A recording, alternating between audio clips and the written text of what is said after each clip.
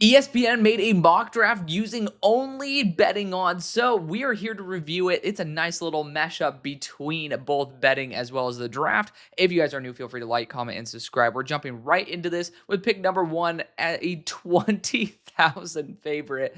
You got Cam Ward. That is funny as hell. You spend $2,000, you win $10. That is crazy. Same odds as Caleb Williams. This is a live reaction as well. I'm not gonna bullshit y'all and be like, oh, whoa, that's crazy if I already know it. But I saw this. I thought it was a super cool concept, and I'm not super into betting because Texas, it's not really the most accessible, but it's still fun nonetheless because, I mean, well, I'm being introduced to this as maybe you are as well. At number 2, you got the Browns going Cleveland Browns, going Travis Hunter here at a 700-point favorite. I mean, it's certainly, there's a debate between whether it's Abdul and Trav. You know, I like the fact that they still have some sort of a randomization factor, which is if Shedeur Sanders goes into there, which is the 300-point differential for him to be the first non-quarterback. At pick 3, they got Abdul Carter. I mean, right now, it just seems to be the move. Apparently, the Giants are listening to phone calls. Same thing as the Browns for a trade back. It's certainly possible. I mean, all these guys are going to try to find ways to justify being able to make a move for a player that might not be worth it, or maybe for the Giants' sake, they don't want to necessarily feel like kind of caged in with Kayvon Thibodeau and losing all that leverage. At pick number 4, you got the Patriots going Will Campbell as a 500-point favorite and 800-point favorite for the first offensive lineman drafted. I'd be much more terrified of the odds of him being the first lineman taken.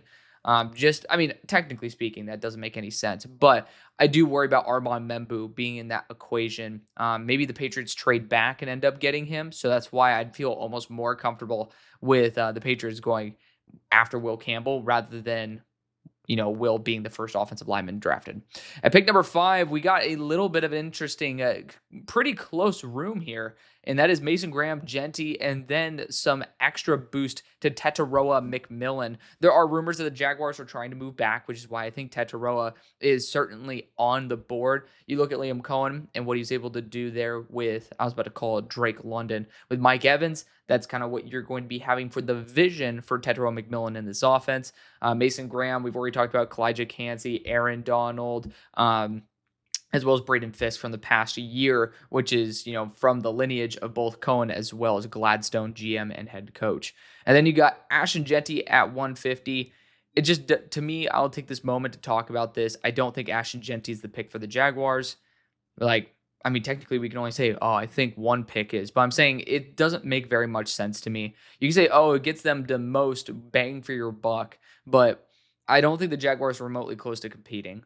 I think they're also trying to build the foundation of their franchise. On top of that, look at both Liam Cohen as well as James Gladstone and look at their background and where they come from. Bucky Irving was the most successful back there in Tampa Bay. He was a day 3 pick. You look at Los Angeles. They drafted a round 2 running back, but that was before Gladstone was even there. After that, they've been drafting him round 3 or later and having success. I just don't think either of them see the vision with drafting running back in the top 5, even though I love Ashton Genty to death. Goddamn. At pick 6, Genty is at minus 10,000. Oh, for being the first running back drafted. Okay. And then minus 120 to be the number 6 overall pick if he slips past the Jaguars. I mean, it kind of makes sense. Even though I'm higher on Amari Hampton, it is 100% logical to like Genty more. So, I mean, it's perfectly fine. I understand it. I would not be, you know, taking those odds for the minimal gain that you'd get, but I do think that Genty is a pretty hot commodity for the Raiders. I will just say this, Jalen Walker is starting to appear to me as the best pick for the Raiders in terms of realism. You know, they don't have edge 2 for the long haul, and neither do they have even a linebacker 1, in my opinion. It's a pretty bad spot where, regardless of Jalen Walker's success on the line or in the linebacking room, you're going to have some success there. And Pete Carroll and Patrick Graham, they're going to love him. So I think that's going to be where I lean in my final predictive mock. At pick number 7, you got the Jets going Armand Membu, and that's just the dream pick for him. I'm hoping this happens. It makes sense. That's just where my head's at. Number 8, you got the Panthers going Jalen Walker. I'm very intrigued. So minus 1,600 be the first linebacker off the board. I mean, there are concerns whether Jalen Walker is, I mean, I would honestly take those odds over anything, but Like for the Panthers specifically, this is a great move. I just don't know if he gets here. They just with when the NFL loves a player, they're going to take him higher than what we think they should. That's why I'm mentioning pick number 6. Pick number 9, we got the Saints going Shedeur Sanders is the favorite of plus 300, even though technically the Saints are lower. This is an article as of 3 hours ago, which would be about like 3 p.m. Central time, so 4 p.m. Eastern. So this is a brand new article. But Shedeur Sanders did end up being, most favorited to the Steelers in terms of the draft odds, which is intriguing. It's very intriguing to see how that ends up going about, but I don't think the Saints are going to go after a quarterback. So apparently they're saying the Steelers are the second shortest odds. So there you go. I mean, that's intriguing. It is what it is. But let's continue on here with the Chicago Bears. They got Genty and Tyler Warren tied for plus 300. I do think when it all is said and done, I think the Bears are going to go after Genty at 10. I've started to come to that conclusion. Maybe they try to trade up for him. We'll see what happens. But I mean, Warren being minus 400, a little bit scary because I've heard some like really big Colson Loveland movement. But I mean, Warren doesn't have the shoulder surgery that Loveland just had. So I'm not necessarily locked into that. But, for the Bears, I think Genty would be the best move. If they go Tyler Warren, perfectly fine because Trevor Sikkema ended up coming on the show and explaining that in depth when I wasn't even really familiar with the idea. Feel free to go check that out. Number 11, we got the Niners, and it looks like they got some good odds up in here with Mykel Williams and Kelvin Banks Jr. And they needed some edge, and apparently Mykel's going higher than what we expect. My prediction is Mykel goes in the top 10 at number 8 to the Panthers. It's going to piss some people off, or he ends up going at pick 10 where the Bears and the Panthers do another pick swap. They've done it before. They could do it again where the Bears end up just moving up and securing Genty. They end up moving down and selecting Mykel. But Kelvin Banks, very intriguing to see him right here over under 13.5. Interesting. But regardless, they're looking at the offensive and defensive lines respectively. For the Niners, I don't think you can go wrong.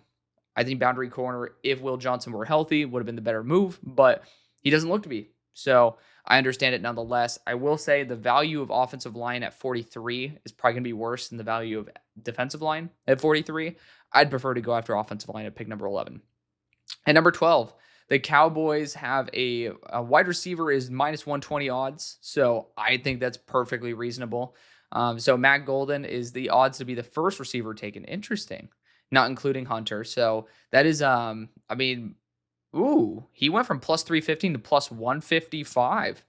And that is intriguing. So his odds are minus 150 with him or McMillan at this pick. That is intriguing. I think Matt Golden fits the Cowboys a little bit better, but I don't really care which one goes. Golden and McMillan both make a lot of sense. 13, the Dolphins. So offensive line's their big favorite. I don't think that Greer is going to follow that. That's just my case. Like, I just don't think he values left guard enough. I don't think he's going to give up on his left tackle. I don't think he's giving up on his right tackle either. I think this one might end up being the surprise pick of Colston Loveland, but more importantly, it could end up being Matt Golden if he does end up slipping to the spot. And technically, the one who I think is most likely, and I was almost kind of mentioning him like an honorable mention, is Malachi Starks, who is looked at as a very high floor defensive back. At pick 14, the Colts are looking at, so Warren right here is the favorite. It's very intriguing. I mean, for him to be this good of odds to slip to 14, but his position is 9.5. So I would just say it's a unique spot. I would be worried about pick number 9 with the Saints because no one is telling me what the Saints would be doing if they don't go after Shedeur Sanders. I'll just say that. That's what I was kind of hoping I could see from this article. But regardless, the Colts are going tight end, most likely. And, shout out Bring the Juice podcast. Good guys over there. If you guys are Colts fans, go check them out. But talked about that ad nauseum on their show. 15, you got the Falcons going defensive line or edge rusher at a heavy favorite here at minus 270. I mean, makes sense. Adds up. That's what the Falcons should be doing unless they want to go after Will Johnson, which just doesn't seem like that's the move they're going to go. At pick 16, the Cardinals are at plus 150 to go after a defensive line or edge rusher. I think defensive interior makes a lot of sense for them. And, with the quantity of edges, that's why I kind of push back on it. But I understand if you think there's a legit upgrade to be had there, hard to find a reason why not to upgrade at a very valuable position. At pick 17, we got the Cincinnati Bengals, and They also have defensive line and edge rusher. It's crazy because this is a very good edge rusher and defensive line class. Minus 165, so that's a very heavy favorite. Then we have Mike Green is at plus 240. That is intriguing. Very intriguing. Mike Green, if he stays healthy and if he ends up developing, and the biggest thing, if the off-field questions are in check, makes a lot of sense. But I would just be a bit concerned. He doesn't really fit the prototype for the Bengals, I will admit, but Al Golden might be willing to change some of the habits. We'll see. 18, we got the offensive line for the Seattle Seahawks at minus 120. But Loveland is expected to go in this range as well. So minus 450 on the under for Colston Loveland. I would just be concerned with Loveland going a little bit higher just because of the fact that I believe he got a shoulder surgery. It is something that could certainly happen. But the Buccaneers then go after defensive line edge rusher at the favorite once again, followed by linebacker. So I think they're kind of hinting at Jahad Campbell. He ended up taking a video recently of him running on the treadmill already from the torn labrum repair. It looks like he's going to be, apparently doctors say he's going to be cleared by camp, which that's kind of the big concern is are you going to be missing time? You're going to pretty much have to wait till half the way into the year to be worth it. But I do think that Jahad Campbell, he's starting to pick some steam back up if he is going to be fully cleared by the time they actually start putting pads on. Pick 20, you got the Broncos at 110 with the running back favorite. Very intriguing, very intriguing. Marion Hampton is a big favorite for him. I would hope that my Steelers would try to jump, but no, we don't have the picks to do it. Oh, here we go. I see the name highlighted. I'm going to get my feathers ruffled, but that's okay. As a Steelers fan, this is where I'm going to spend a little bit of my emotional capital. Defensive line and edge rusher is the favorite, so not a huge fan of them classifying them together because there's not many tweeners this early in the draft. I understand the logic behind it. Plus 160, defensive interior absolutely is a need for the Steelers. Then you got quarterback at 200. Then we got the Steelers and Saints are co-favorites at plus 200 for Jackson Dart. His over-under position is at 24.5, so it's looking like potentially they were saying, it'll be via trade up or trade back for Jackson Dart. I would say I'd be taking the under on Jackson Dart. I don't know if Jackson Dart goes in the first round. I don't know if he goes in the first two. And my hot take is that Shedeur Sanders very well might end up slipping out of the first round. The NFL doesn't care about nepotism, I believe, the way that maybe we do. But regardless, the Steelers end up looking at Shedeur Sanders as well. It'd be intriguing to see how this all pans out. 22, the Chargers looking at defensive line edge rusher once again. When you combine two of the most plentiful and valuable positions that are at the highest need, it's going to make a lot of sense. And for the Chargers, someone like Donovan Ezraku just makes too much sense. Obviously, Colston Loveland as well. At 23, you got the Packers. Also, once again, defensive line edge rusher. With cornerback coming in close at plus 125. Again, when you combine two positions, that's why it makes a lot of sense for them to have the boosted odds. I like the fact that they put a second position here with the cornerback spot. I do think corner is a very possible move if Will Johnson somehow, some way makes it to them. So, fingers crossed. Fingers crossed that they can end up, making the right move. If Will Johnson slips that far, my heart is going to be broken. But the Vikings are looking at corner pretty heavily as well. I'd honestly, if Will Johnson slips to pick number 21, I would say that there's not enough value with their other picks to make their team as good as moving up for Will Johnson. Just going to put that out there. This is the dream pick. I don't think Jahdae Barron is remotely close to Will Johnson. That's my take. I know a lot of people don't agree with it, and that's okay. But, I think Will Johnson would be transcendent there in Minnesota if he could stay healthy. At 25, the Texans are looking at offensive linemen at minus 260 odds. I do think that this, based on the tackles available, would be Josh Simmons. At 26, you got the Rams going cornerback to be the highest, if I'm not mistaken, followed closely by offensive linemen. Intriguing.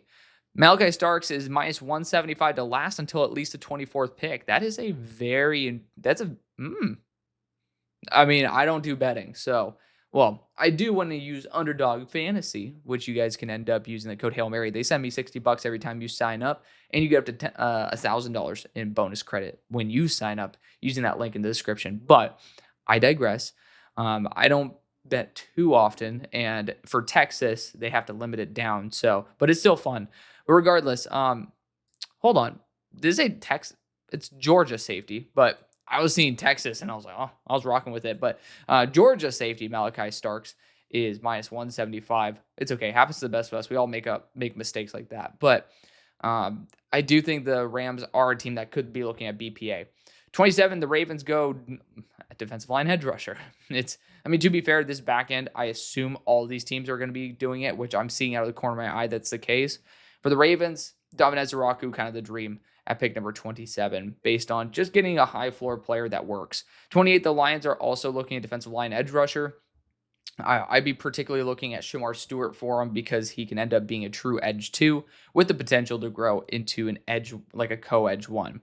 29, we got the Commanders looking at defensive line edge rusher once again, but Emeka Egbuka is set at 29.5, so this is kind of the pivot point with 165 over and -225 for the under.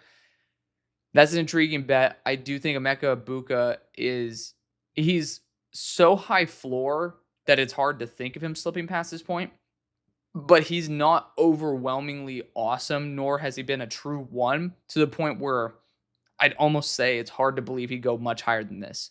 So it's a weird spot to be in for Egbuka. He's just a really consistent player. At pick 30, the Bills are very heavy into the defensive line and edge rusher, so it's even money to be the position for the Bills pick. I would say someone like Kenneth Grant, Walter Nolan would be the focus there. The Chiefs have offensive linemen as their primary favorite, as they kind of should. I would say that the dark horse pick here would be Ursary. I know Josh Connerly's in the mix, and I would like to toss in defensive line if you do see Walter Nolan there, because when you have the team named the Philadelphia Eagles sitting right behind you, the one thing I could see the Chiefs doing out of spite is saying the best pick possible for the Eagles is probably Milton Williams, because it's just a perfect fit. Or not Milton Williams. It's it's literally to replace Milton Williams, Walter Nolan, and almost out of spite to replace Tershawn Wharton as well. You could justify it yourself that way, but out of spite, you could say, well, I do not want a perfect fit going to a Super Bowl champion. So I could see that ending up being their move. Kind of just give the big middle finger to the Philadelphia Eagles, but I do think that when you're targeting at 32, you look at Ezeraku. You look at Walter Nolan. You could look at Kenneth Grant, but I do think that if you haven't been able to develop, JD, probably not the best idea to continue trying to develop someone who has a lot of the same traits that JD had, which was like that straight linear velocity, not necessarily the best movement laterally, and JD's a better run defender as well. So I just would say you're almost taking a much lower floor player at 32 if you do go that way to basically give the finger to JD. I would have some concern there. But that's an interesting video. It's an interesting video type. I wanted to get something out that wasn't necessarily too long, but something that could, add some new context without me just saying, oh, good pick, bad pick, good pick, bad pick. So hopefully you enjoyed it. Thanks so much for watching. See you later. Peace.